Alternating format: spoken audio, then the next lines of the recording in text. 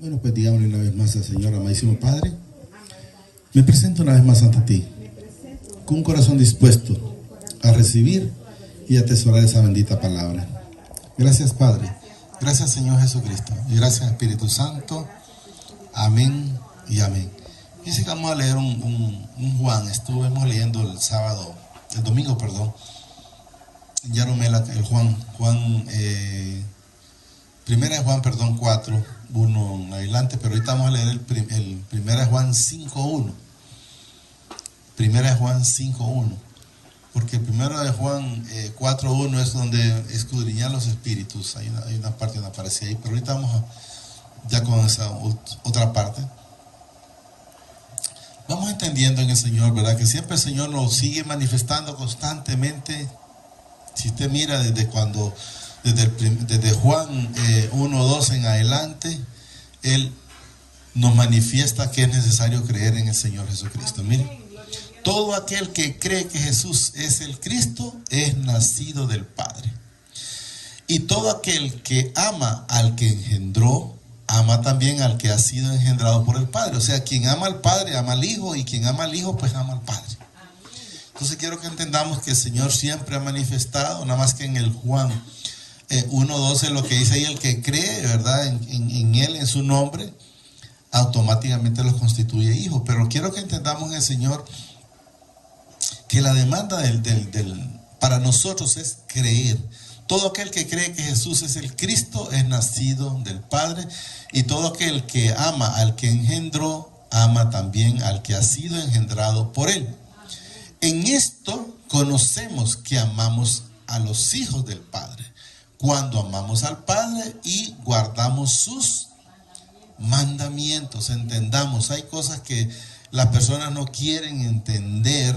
Es necesario estar amalgamado o unido o llevar esa comunión con el Señor para que podamos ver todas las bendiciones que Él nos dice, porque Él no habla de partes. Quiero que entendamos, repito, en esto conocemos que amamos a los hijos del Padre cuando amamos al Padre y guardamos sus mandamientos. Si leemos si quieres póngame el Real 28, Deuteronomio 28.1, quiero que entendamos que es necesario guardar los mandamientos para poder vivir esa plenitud. Miren, lo voy a decir desde un principio. Acontecerá que si oyeres atentamente la voz de mi Padre, tu Padre, para guardar y poner por obra todos sus mandamientos. O sea, hay que atesorarlos y ponerlos por obra. Si alguien los atesora, pero no los pone por obra, tenga la plena seguridad que no está haciendo nada. Tiene oportunidad, sí, el Señor es paciente. Podemos ver como el ladrón de la cruz en el último momento. Ahí el hombre se arrepintió y ahí el Señor lo recibió. Pero es necesario, miren, poner por obra, dice, todos sus mandamientos que yo te prescribo hoy. También mi Padre, tu Padre, te exaltará sobre todas las naciones de la tierra. Y vendrán sobre ti todas estas bendiciones y te alcanzarán si oyeres la voz de mi Padre, tu Padre. Entonces, volvamos a ver. Quiero que entendamos que es necesario atesorar esos mandamientos y que se mire la obra, ser hacedores de ellos, ¿verdad? No solo estar guardando en el corazón y no siendo, guardar sus mandamientos, pero guardar y ser hacedor de ellos, ¿verdad? El fruto en la vida. Pues este es el amor al Padre, que guardemos sus mandamientos, y sus mandamientos no son gravosos, o sea, no es difícil. No es algo que diga, no es que cómo lo voy a alcanzar y está en los cielos. No, Jesús y el Padre está en cada uno de nosotros a través de su Santo Espíritu. No es algo difícil. ¿Qué es lo único que tiene que hacer el chismoso? Es dejar en la chismografía. ¿Qué tiene que hacer el bolo? Dejar de andar en el alcoholismo. ¿Qué tiene que hacer el mentiroso? Dejar de andar en la mentira. ¿Qué tiene que hacer el adúltero? Dejar de andar en el adulterio. Y así sucesivamente. ¿Qué tiene que hacer el ladrón? Dejar de robar. Entonces quiero que entendamos, los mandamientos no son gravosos, o sea que sí se pueden cumplir. Eso es lo que nos demanda el Señor. O sea, entendamos que solos no podemos, pero que con Él somos más que victoriosos, pero en Él. Entonces entendamos que si le decimos a Él que sea Él ayudándonos, Él nos va a ayudar para poder hacerlo conforme a su plan y a su propósito. 4. Porque todo lo que es nacido del Padre vence al mundo. O sea, todos los hijos vamos a vencer al mundo. No por nosotros, sino porque Jesús ya venció el mundo. Y Él nos enseña, Él nos sirve como ejemplo. La Biblia, recuerden que está no solo para leerla, sino para encontrar primeramente a Jesús. Y luego que sirva de ejemplo, que cuando alguien blasfemaba, cuando alguien robaba, cuando alguien mataba, pues venía el castigo. Entonces, ¿qué nos enseña? Que nosotros no lo hagamos, para que nosotros no pasemos ese proceso que pasaron esos en la Escritura o en tiempos atrás. Porque todo lo que es nacido de mi Padre vence al mundo, y esta es la victoria que ha vencido al mundo. Y Él nos dice ahí, mire, nuestra fe. Pero quiero que entendamos que es una fe que fue puesta para nosotros. No era una fe que nosotros la teníamos. No era una fe que la tenía la mujer del flujo de sangre cuando el Señor le dice, tu fe te ha sanado. No, se la puso el Señor por esa misericordia. ¿Por qué decimos en el Señor se la puso? Porque si esa fe hubiese sido de ella, desde un principio ella hubiera buscado al Señor. Y ella primero lo que hizo fue resolverlo de acuerdo a su capacidad. Porque ella lo que buscaba eran médicos. Y dice el Señor a través de su palabra, que antes de irle mejor, le iba peor. Entonces entendamos que si no nos vamos al camino, si no nos vamos a la puerta que se llama Jesucristo, entonces las situaciones van a ir siendo complicadas. Y hasta el final, ¿qué fue lo que la salvó a ella? Llegar a Jesús. Entonces, que nos sirva a nosotros de ejemplo en la Escritura, que lo que nosotros tenemos que hacer primero es ir a Jesús y mantenernos con Él, ¿verdad? Y esta es la victoria que ha vencido al mundo, nuestra fe. 5. ¿Quién es el que vence al mundo? Si no, dice, el que cree que Jesús es el Hijo del Padre. Entonces es necesario creer en el Señor Jesucristo para poder vencer el mundo. Entonces quiero que entendamos, en el mundo pues sabemos a través de la palabra que el que prefiere el mundo, dice la Escritura, que se constituye enemigo del Señor. O sea, el Señor no comparte. O es helado o es caliente, pero no tibio, ¿verdad? Este es Jesucristo, que vino mediante agua y sangre, no mediante agua solamente, sino mediante agua y sangre. Y el Espíritu es el que da testimonio, porque el Espíritu es la verdad. Recordemos que Jesús les dijo en su momento a sus discípulos, no los dejaré huérfanos, les mandaré el Consolador. Y en otra parte aparece el Espíritu Santo, pero entendemos que es el Espíritu Santo, en el cual vendremos a morar, dice el Padre y yo. Pero además de eso, Él dice que Él los guiará a la verdad. O sea, Él tiene que guiarlo a usted cuando alguien enteramente está hablándole conforme a la palabra, o cuando está hablando a alguien ya por la carne. Poder hablar a alguien bonito, pero tenemos que discernirlo espiritualmente cuando habla el Señor y cuando habla la carne. ¿Estamos claros? 7. Porque 3 son los que dan testimonio en el cielo: el Padre, el Verbo y el Espíritu Santo. Y estos 3 son uno solo. Y recuerden que Jesús le dijo, Padre, así como tú has estado conmigo, yo quiero que también ellos estén con nosotros. O sea, ya somos uno solo con Él, cuando andamos haciendo las cosas que al Padre le agradan. Y 3 son los que dan testimonio en la tierra: el Espíritu Santo, dice, el agua y la sangre. Y estos 3 concuerdan. O sea, hay una comunión. ¿Estamos claros? Si recibimos el testimonio de los hombres, o sea, como alguien que venga y nos comente algo, eso es lo que nos da a entender, y le ponemos cuidado y le creemos. Entonces, y nos manifiesta, mayor es el testimonio del Padre, porque este es el testimonio con que mi Padre ha testificado acerca de su Hijo, o sea, de que Jesús vino a la tierra. El que cree en el Hijo del Padre tiene el testimonio en sí mismo. El que no cree, dice, al Padre le ha hecho mentiroso.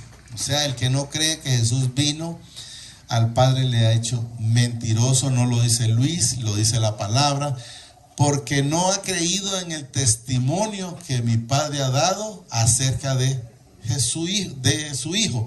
¿Y cuál es el testimonio acerca del Señor Jesús? Desde Génesis hasta el Nuevo Testamento, aunque hablan todo lo demás, pero quiero que entendamos que en esas partes donde está en los Salmos, en Isaías, en Jeremías y todos esos, ahí aparece todo lo que a Jesús le iba a acontecer. Entonces el Padre hablaba, porque ya los que miraron el Nuevo Testamento es ya Jesús dando el cumplimiento a la ley, ¿verdad? A la obra. Pero quiero que entendamos que cuando el testimonio que mi Padre ha dado dice acerca de su Hijo, donde decía que iba a venir uno que iba a nacer a través de a ser concebido a través de una virgen, su nombre se iba a ser Emmanuel.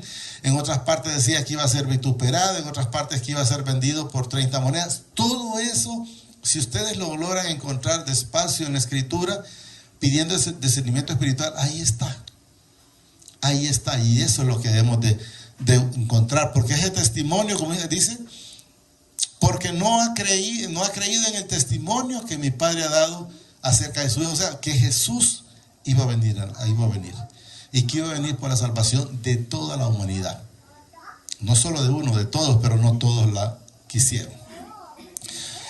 Y este es el testimonio que mi Padre nos ha dado, vida eterna, y la vida eterna a través de quien se obtiene, es solo a través del Señor Jesucristo, porque dice la palabra que a Él se le fue dado todo, y todo es todo. Y este es el testimonio que mi Padre nos ha dado, dice, vida eterna, y esta vida está en su Hijo. O sea, esa vida está en el Señor Jesucristo. Él es el que vino a darnos la vida eterna. El que tiene al Hijo, tiene la vida. ¿Qué nos enseña? Si alguien no acepta al Señor Jesucristo, no tiene la vida. No lo dice Luis, repito, lo dice la palabra. Miren, el que tiene al Hijo tiene la vida. El que no tiene al Hijo de mi Padre no tiene la vida. O sea, no tiene la vida eterna, es lo que nos da a entender. Entonces está clara, la palabra está muy clara. El que no tiene al Hijo, o sea, el que no tiene a Jesús, no tiene la vida eterna. Lo dice el Padre, porque ahí nos manifiesta, repito, el que tiene al Hijo tiene la vida. El que no tiene al Hijo del Padre no tiene la vida. Estas cosas os he escrito a vosotros que creéis en el nombre del Señor, en el nombre del Hijo del Padre, para que sepáis que tenéis vida eterna. O sea, si usted cree en el Señor Jesucristo, sepa que esa palabra es suya y mía, donde dice, para que sepáis que tenéis vida eterna. El que no cree en Él, que se dé cuenta que no la tiene, no lo digo yo, le dice la palabra, repito, para que sepáis que tenéis vida eterna y para que creáis en el nombre del Hijo del Padre, o sea, del Señor Jesucristo. O sea, si no tiene alguien a Jesús, pues de antemano no tiene vida eterna, lo manifiesta la palabra. Y esta es la confianza que tenemos en Él, que si pedimos alguna cosa conforme a su voluntad, Él nos oye. O sea, si pedimos enteramente cosas que son para edificación, Él nos oye. Si usted pone a pedirle cosas que no, pues va a ser difícil. Pero si estamos haciendo la voluntad de Él y pedimos conforme a su voluntad, Él nos oye. Y si sabemos que Él nos oye, en cualquier cosa que pidamos, dice, sabemos que tenemos las peticiones que le hayamos hecho. Entonces debemos de saber que el único intercedor entre el Padre y nosotros se llama Jesucristo, ¿verdad? Se llama el Señor Jesucristo. Hayamos hecho. Si alguno viere a su hermano cometer pecado que no sea de muerte, pedirá y mi Padre le dará vida. Esto es para los que cometen pecado que no sean de muerte. Hay pecados de muerte por el cual dice, yo no digo que se pida. O sea, nosotros tenemos que estar constantemente pidiéndole al Señor. Sabemos que uno de los pecados que no tiene perdón es la blasfemia contra el Espíritu Santo. O sea, hay que tener mucho cuidado en cuanto a eso, porque a veces la gente desconoce. Toda injusticia es pecado, pero hay pecado, dice, no de muerte. Sabemos que todo aquel que ha nacido del Padre no practica el pecado. O sea, si enteramente alguien ya está viviendo en la vida con el Padre a través de su Hijo amado, Señor Jesucristo, ya no puede estar en la mentira, ya no puede estar en la soberbia, ya no debe estar en la altivez. Y vaya sumándole cuantas cosas traíamos del mundo. Sabemos que todo aquel, dice, que ha nacido de mi Padre no practica el pecado, pues aquel que fue engendrado por mi Padre, miren, le guarda y el maligno no le toca. ¿Qué nos enseña? Que si estamos con Él, Él nos tiene ese vallado de ángeles y el maligno no nos toca, porque lo dice la palabra. ¿Estamos claros? Sabemos, dice, que somos del Padre. Y el mundo entero está bajo el maligno. O sea, el que tiene control aquí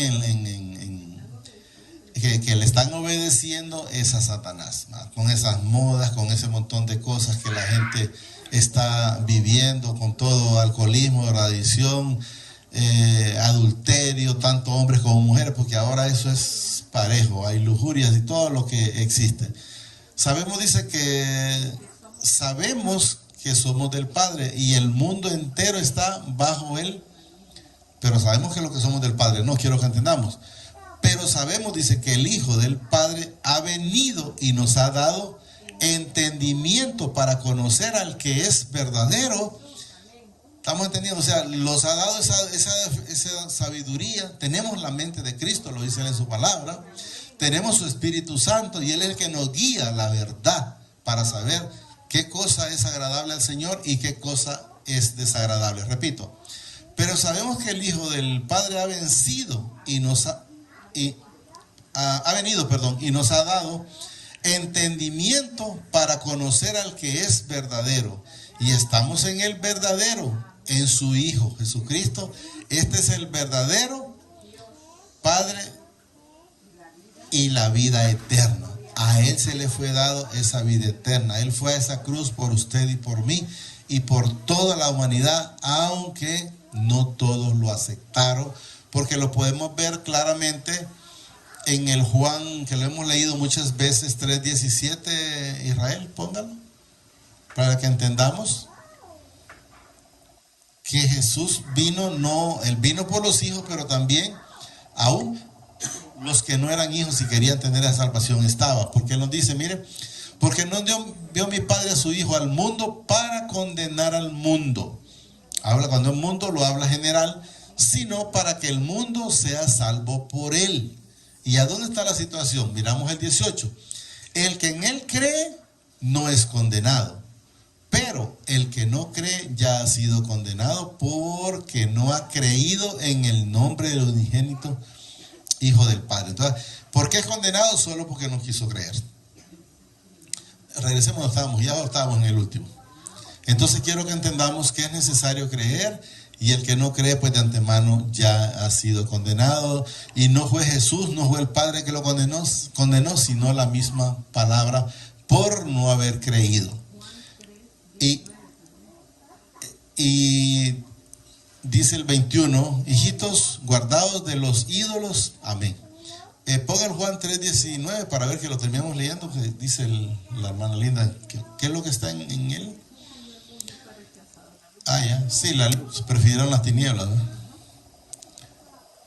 Y esta es la condenación, que la luz vino al mundo y los hombres amaron más las tinieblas que la luz. O sea, porque sus obras eran malas. Prefirieron seguir haciendo lo malo antes que convertirse a hacer lo bueno. Solo digámosle ahí, amadísimo Padre, te damos gracias por esta palabra que nos has dado esta preciosa noche. Te pido que permitas que la atesore en mi corazón, pero que sobre todo me permitas ser hacedor de esta bendita palabra. Gracias, Padre. Gracias, Señor Jesucristo. Y gracias, Espíritu Santo. El Señor nos bendice hoy, mañana y siempre, hasta la eternidad, más de lo que somos bendecidos espiritualmente. Amén y amén.